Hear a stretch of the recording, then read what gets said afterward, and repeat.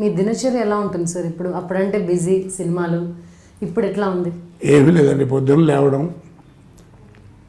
వీలుగా ఉంటే గవ్వ స్నానం చేసి ఆ దేవుడి దండం పెట్టుకుని టిఫిన్ చేయడం, లేకపోతే ఇంట్లో ఏదో ఉన్న ఇబ్బందులు ఏవో ఉంటే వాటి నెమ్మదిగా సర్దుకుని అది చేసి ఓ 9, 9:30, 10 గంటలకి లోపు ఏదో టిఫిన్ చేయడం, అక్కడ కూర్చోవడం, ఏమైనా వీలుగా ఉంటే కదా టీవీ చూడటం, ఇవో ఈ న్యూస్ ఏవో వస్తాయి కదా, ఈ రాజకీయంగా ఇప్పుడు అంత గోల్గా ఇవన్నీ చూడటం. ఏవి లేకపోతే ఆ పేపర్లో ఉంటాయి మంచి సినిమాలు, ఏదైనా కుర్రాడు ఉంటాడు అని అది బెటర్ అంటాం సేపు చూడటం. బోరు కొడితే అట్టాగే నేను పగలపూట పడుకోవడం అనేది ఉండదు, కాకపోతే అట్ట సోఫాలో కూర్చుంటాను, అట్ట కునుకొస్తే అట్టగా సేపు పడుకుని లేచిపోతాను. ఎందుకంటే రాత్రి నిద్ర పట్టదని భయం. కొంచెం వయసు వచ్చిన వాళ్ళకి నిద్ర తక్కువగా ఉంటుందని అంటారు. మరి అది మీ సినిమాలు చూసుకుంటుంటారా? ఎందుకు రావండి, నేను చూసేదే ఉంది, రోజుకి ఏదో సినిమా వస్తూనే ఉంటుంది ఇన్ని ఛానల్స్లో, చూస్తూ ఉంటాను. మా వాళ్ళ బంధువులు వాళ్ళు ఏదైనా చూసి ఫోన్ చేస్తారు, మా చెల్లెళ్ళు వాళ్ళు వీళ్ళు, అన్నయ్య బలానా సినిమా వస్తుంది రా, దాంట్లో భలే చేసావు, నువ్వు చూసుకుంటున్నావా అని అట్లా ఫోన్ చేస్తారా, ఆనందం వేస్తుంది, అంతకంటే. ఇప్పుడు వస్తున్న విలన్స్ మీద మీ అభిప్రాయం సార్? అంటే మరో కోట పుట్టరు అనుకోండి, బట్ ఉన్న వాళ్ళలో ఎవరు పుట్టరండి, ఎవరికి బలాన్ని వాడే అట్ట పుడతాడు, మళ్ళీ వాడే పుట్టడం ఏదో చేయాలి. కానీ ఏమో కొంచెం కాస్త ఆ మధ్యన ప్రకాష్ రాజు గారు అని ఆయన ఇప్పుడు కాస్త బాగా వచ్చారు, మరి ఆయన తగ్గిపోయాడు. ఇప్పుడు సినిమాల్లో పెద్దగా అంటే ఆ ఉధృతం లేదు, మరి ఏమిటో అర్థం కావట్లేదు. విలన్ అనేది కూడా ఒక క్యారెక్టరు, ఎంటర్టైన్మెంటు ఉండాలండి, అంతే తప్ప ఊరికే ఏదో కొట్టుకోవడాలు తిట్టుకోవడాలు ఇవే కాదు. ఇప్పుడు ఆ శత్రువు ఇలాంటి కొన్ని సినిమాలు ఉన్నాయి, అంటే ఏదో చెప్తున్నాను కాదు. ఒకసారి పొద్దున్న నాకు రామ్ గోపాల్ వరం గారి దగ్గర నుంచి ఫోన్ వచ్చింది. శ్రీనివాసరావు నేను రామ్ గోపాల్ వరం మాట్లాడదామంటే, ఏం సార్ ఏంటంటే, ఏం లేదండి విలన్ ఎప్పుడు వస్తాడు, మళ్ళీ ఎప్పుడు వస్తాడు, ఈ సినిమాలో ఎప్పుడు వస్తాడని నేను చాలా యాంగ్షియస్గా వెయిట్ చేశానండి. 2 సినిమాలు, 1 షోలే, 2 రాత్రి శత్రు సినిమా చూశానండి. మీ క్యారెక్టర్ మళ్ళీ ఎప్పుడు వస్తాయి, తొందరగా వస్తే బాగుండు, ఇంకో సీన్ నెక్స్ట్ సీన్లో అని ఫీల్ అయ్యాను సార్, చాలా బాగా చేశారన్నాడు. చెప్తున్నాను అలా. నాకు ఉద్దేశం ఏంటంటే విలన్ క్యారెక్టర్ కూడా ఎంటర్టైనింగ్గా ఉండాలి, ఊరికే కొట్టుకోవడం అది నా అభిప్రాయం. రామ్ గోపాల్ వర్మ గోవిందా చేశారు, రక్త చరిత్రలో కూడా చేశారు కదా. ఆయన సినిమాలన్నీ మంచి సినిమాలు, మంచి వేషాలు పడ్డాయి. నా అదృష్టం ఏంటంటే మిగిలిన సినిమాల్లాగానే ఆయన సినిమాల్లో నా పేరు కంటే ఆ క్యారెక్టర్ పేరు బాగా గుర్తుంటుంది, బాగా మంచి. వర్మ గారు కూడా ఈ మధ్య కొంచెం పదును తగ్గించారు, ఓన్లీ కాంట్రవర్షియల్ ఇష్యూస్కే పరిమితం అయ్యారు. అలాంటివి నేను మాట్లాడండి, వద్దు, మనకు వద్దు, మనకు ఆ విషయాలు మనకెందుకు. డైరెక్టర్గా ఆయన మంచి డైరెక్టర్, మన తెలుగు వాళ్ళల్లో ఉన్నటువంటి గ్రేటెస్ట్ డైరెక్టర్లో ఆయన కూడా ఒకడు. నా ప్రకారం అయితే సౌత్ ఇండియాలో చెప్తున్నా, మన మిగిలిన విషయాలు మనకెందుకు, ఈ వయసులో నాకు అనవసరం అలాంటివన్నీ. ఓకే సార్, రాజకీయాల గురించి మాట్లాడుకుందాము. మీరు విజయవాడ ఎమ్మెల్యేగా కూడా చేశారు, 99 నుంచి 2004 వరకు చేశారు. మీ టైంలో రాజకీయాలను దగ్గరకు చూశారు, ఇప్పుడు జరుగుతున్న రాజకీయాలు. అందుకే 2సారి నుంచోలేదండి, నాకు సూట్ కాదు రాజకీయం. వెంట మామూలుగా ఏదైనా సలహాలెట్ట మాట్లాడుకోవడం తప్ప రాజకీయంగా నేను ఎమ్మెల్యే అలాంటివి చేయటం అనేది మనకు కుదరదు, వద్దు అనుకుని మానేశాను. ఎందుకంటే 2, ఒకటేమో రాజకీయం మనకు సూట్ కాదు, 2 ఆర్థిక పరిస్థితి అండి, బాగా డబ్బు ఖర్చు పెట్టాలి, మనం ఏదో కష్టపడి సంపాదించుకుని సొమ్ము ఎందుకు వాటిని వేస్ట్ చేసుకోవడం. కాకపోతే పెద్దవాళ్ళు నేను గెలిచిన దానికి చరిత్రలో ఉండిపోయింది అది.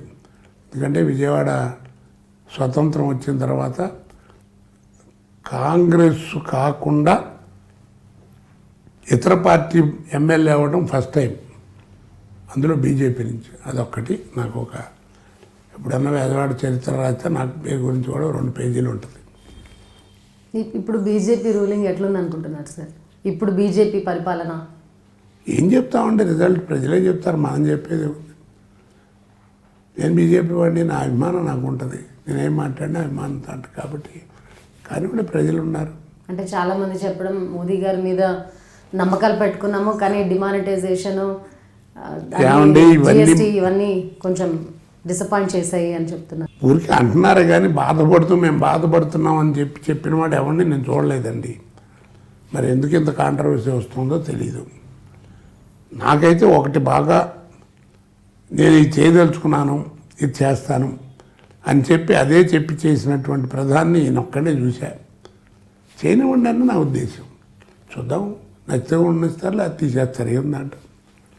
ఇప్పుడు ఇక్కడ స్పెషల్ కేటగిరీ స్టేటస్ గురించి కూడా అవన్నీ పిచ్చి మాటలు ఊరికే నేను పట్టించుకోనండి. అవన్నీ జరుగుతుంటాయి కాలంలో. అంటే మీరు ఆల్రెడీ రాజకీయ జీవితం చూశారు కాబట్టి ఇప్పుడు పవన్ కళ్యాణ్ వచ్చారు, యంగ్ జనరేషన్స్, జగన్ అందరూ కూడా 2019 మీద దృష్టి సారించారు.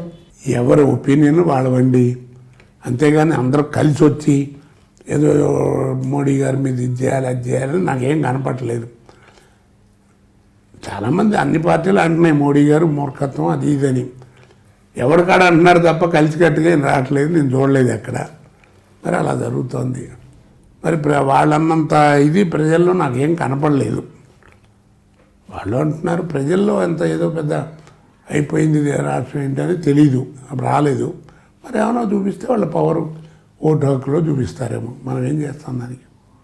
సో 2019లో ఇప్పుడు కేంద్ర ప్రభుత్వం మారుతుంది, బీజేపీ కాకుండా ఇంకో పార్టీ కాంగ్రెస్ కైవసం చేసుకునే ఛాన్సెస్ ఎక్కువ ఉన్నాయి అని ఇప్పటి నుంచే పోల్ అనాలిసిస్ చేస్తున్నారు. చేసుకునే ఉండదా, మనం ఏం చేస్తాం. మన అనాలిసిస్ మంది వాళ్ళది, మనం ఏం చేస్తాం. ఎప్పుడో ఇంకా సంవత్సరం ఉంది కదా, పైన సంవత్సరం 3 నెలలో ఎంత ఉంది ఇంకా. అప్పటికి ఎట్లా ఉంటుందో వాతావరణం. ఇప్పుడు ఊరికే ఊహ ఎందుకండి. మనం రాష్ట్ర ప్రభుత్వాల పరిపాలన గురించి చెప్పండి సార్. ఏముంది, అంతా బాగానే ఉంది. ఏముంది, ఏం చెప్తాం అంతకంటే. ప్రజలుగా మనం ఏం చెప్తాం, ప్రజలు ఎన్నుకున్నటువంటి నాయకులే చక్కగా పరిపాలిస్తున్నారు, ఏముంది అంటాం. చెప్పడానికి ఏముంది. ఈ డిస్కషన్లు, ఈ క్రిటిసిజం ఇది మామూలు అండి, ఎప్పుడూ ఉంటాయి. కాకపోతే ఈ రోజుల్లో ఈ మధ్యన ఏంటంటే ఈ ఛానల్స్ పెరగడం వల్ల కొంచెం ఎక్కువైనా, అంతే, ఈ మామూలే. సార్ మీ టైంలో ఉన్నప్పుడు ఏవో 2-3 ఛానల్స్ మాత్రమే ఉండేది. మీ ఇంటర్వ్యూల కోసం కూడా ఎగబడేవాళ్ళు, అది కనిపిస్తున్నారంటే చూసేవాళ్ళు. కానీ ఇప్పుడు యూట్యూబ్ ఛానల్స్, డిజిటల్ మీడియా అనేది ఎక్కువైపోయింది. ప్రతి చిన్న పాత్రను కూడా ఎక్స్పోజ్ చేస్తుంది మీడియా. ఈ ట్రెండ్ గురించి మీ అభిప్రాయం? ఇదివరకు మీడియాల్లో పర్సనల్ లైఫ్ టచ్ చేసేవారు కాదండి. ఎంతసేపు అతని కెరీర్, అతను చేసే పని, అతని ప్రొఫెషన్, దాని గురించి మాట్లాడేవారు. కానీ ఇప్పుడు చాలా టీవీల్లో, చాలా ఛానల్స్లో ఏంటంటే ఈ వీటికంటే ఊరికే పర్సనల్ అఫైర్స్. ఇక వాడికి అలవాటు ఉంది, వీడికి అలవాటు ఉంది, ఈ అమ్మాయికి ఇది ఉంది, లేకపోతే డ్రంక్ అండ్ డ్రైవ్లో బయటపడి ఈ వార్తలు ఎక్కువ అవుతున్నాయి తప్ప ఒరిజినల్గా పాత ఛానల్స్ పాలలాగా లేవు ఇప్పుడు. మరి అది అందువల్ల వచ్చిందో నాకు తెలియదు, నేను పట్టించుకోను కూడా ఇవన్నీ. అంటే చాలామంది మీడియా వాళ్ళు ఇలా వేయడానికి కారణం ప్రజలు అవే ఇష్టపడుతున్నారు చూడడానికి అని వాళ్ళు అంటారు. ప్రజలేమో ఏం తలకాయ నొప్పి వస్తుందండి టీవీలు చూడాలంటే కొంతమంది నాతో అంటుంటారు. ఎవరిని నమ్మాలి? దానికి ఉన్నారు, దీనికి ఉన్నారు, ఏముంది. పిల్లలది ఏముందండి, కాసేపు గంతులైతే టీవీలో కనపడతామని పెట్టేవాళ్ళు ఉంటారు. అవి ఎందులో తలకాయ నొప్పి మన టీవీలో కనపడమని కనపడటం ఎందుకని దూరంగా ఉండేవాళ్ళు ఉన్నారు. దాన్ని మనం ఏం చేయలేం. ఏం లేదండి, కాలమే ఇవన్నీ చేస్తుంది, కాలమే చెప్తుంది మళ్ళీ ఎలా ఉండాలని. వస్తాయి చేంజెస్ అని, మంచి చెడ్డ. సినిమా రంగంలో వచ్చిన మార్పు ఏంటి సార్? మీరంటే బాగా గమనించిన మార్పు, ఇది ఇలాగే కంటిన్యూ అయితే ఇంకా సినిమా ఇండస్ట్రీ ఫ్యూచర్ వేరే దారి పడుతుంది అనేలా అనిపించింది? పట్టిందండి, ఇంకా పట్టడం ఏం లేదు. ఇప్పటికే వేరే దారి పట్టింది. ఇదివరకులేమో సినిమా, ఇప్పుడంతా సర్కస్, అంతకంటే లేదు. ప్రతి సర్కస్ ఎలా చెప్తున్నా ఏదో కెమెరా ట్రక్ ఇట్లా అల్లుతుంటారు. ఇవన్నీ ఇక మనం ఏం చేయలేం. మార్పు అంతే, అంతకంటే లేదు. కాదు ఫిలిం ఉంది, ఫిలిం లేదు, ఇవి మాట్లాడతారు తప్ప. మీ సన్నిహితులతో, మీ ఫ్రెండ్స్తో కానీ, సినిమా మిత్రులతో కానీ సినిమాల గురించి చర్చిస్తుంటారా? ఎందుకు రావండి, కామ్గా కూర్చున్నప్పుడు ఏదో ఉంటుంది కదా. అప్పుడు ఆ రోజుల్లో అట్టు ఉండేది, ఇట్లా ఉండేది. ఈ మాటలు మామూలే, ఎందుకనుకోరు, అన్నిట్లోనూ ఉంటుంది అది. ఆచార్య అమెరికా యాత్రలో చేశారని విన్నాను సార్. అవునండి.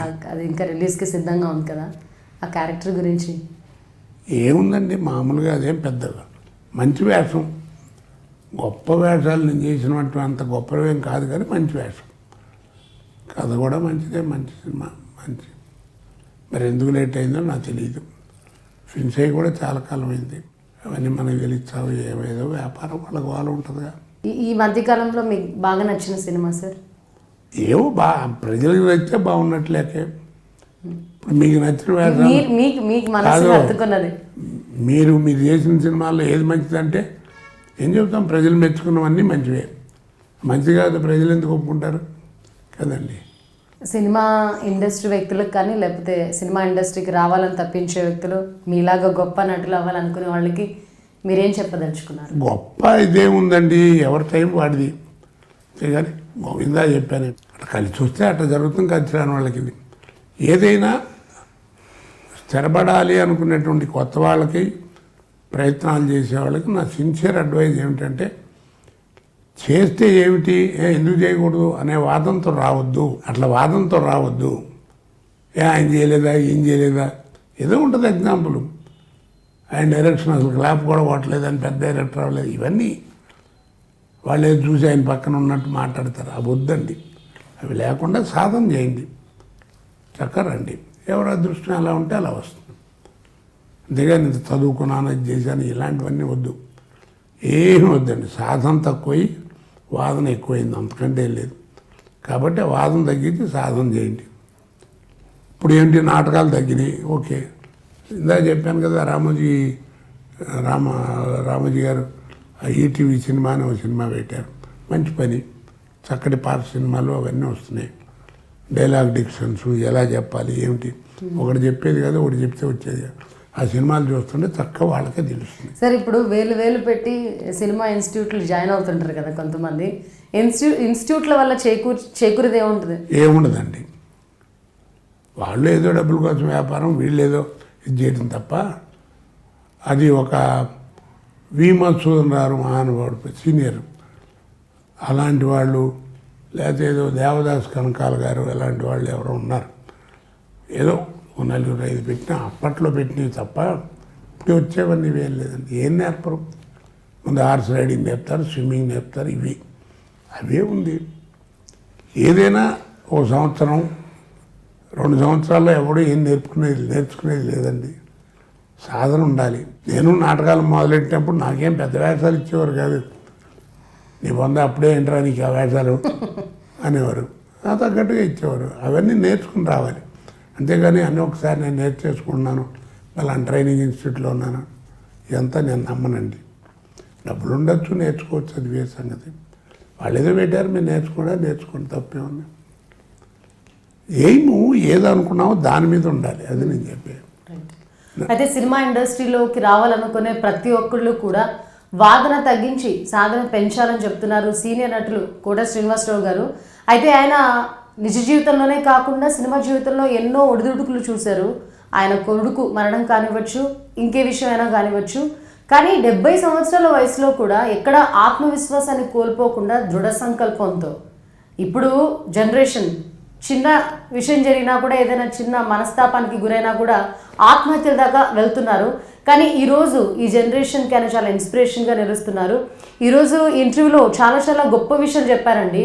యంగర్ జనరేషన్కి కానివ్వచ్చు, లేకపోతే ఈ కార్పొరేట్ కల్చర్ కోసం ఎగబడుతున్న తల్లిదండ్రులు ఈ ఆక్రిడ్జ్ లాంటి పెద్ద స్కూల్స్లో వేస్తేనే మా పిల్లలు మంచి భవిష్యత్తు సాధిస్తారు అని అనుకునే పిల్లలకు కూడా, అనుకునే తల్లిదండ్రులకు కూడా ఆయన మంచి మెసేజ్ ఇచ్చారు.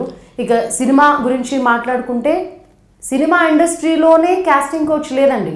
ప్రతి సెక్టర్లోనూ కాస్టింగ్ కోచ్ ఉంది. అది సాఫ్ట్వేర్ సెక్టర్ కానివ్వచ్చు, గవర్నమెంట్ సెక్టర్ కానివ్వచ్చు, వివిధ రంగాల్లో ఉంది. ఇది ఇప్పుడు పుట్టింది కాదు, ఎప్పటి నుంచో ఉంది. అంటూనే తెలుగు వాళ్ళకు అవకాశాలు ఇవ్వండి. తెలుగులో కూడా మంచి టెక్నీషియన్స్ ఉన్నారు. మేకప్ మ్యాన్ కానివ్వచ్చు, లేకపోతే లైట్ మ్యాన్ కానివ్వచ్చు, లేకపోతే ఈ 24 క్రాఫ్ట్స్లో ఎన్ని విషయాల్లో మనం తెలుగు వాళ్ళకు అవకాశాలు ఇవ్వచ్చు, అన్ని విషయాల్లో తెలుగు వాళ్ళు చాలా సత్తా చాటుతున్నారు. దయచేసి నార్త్ ఇండియన్స్ అంటే వాళ్ళు మంచి నటన కనబరిస్తే ఓకే, కానీ నటన చాతుర్యం లేని వాళ్ళని దయచేసి ఎంకరేజ్ చేయొద్దు అని చెప్తున్నారు ద లెజెండరీ యాక్టర్ కోట శ్రీనివాసరావు గారు. This is this week episode of Saradaga Vishwetareddy. Thanks for watching me.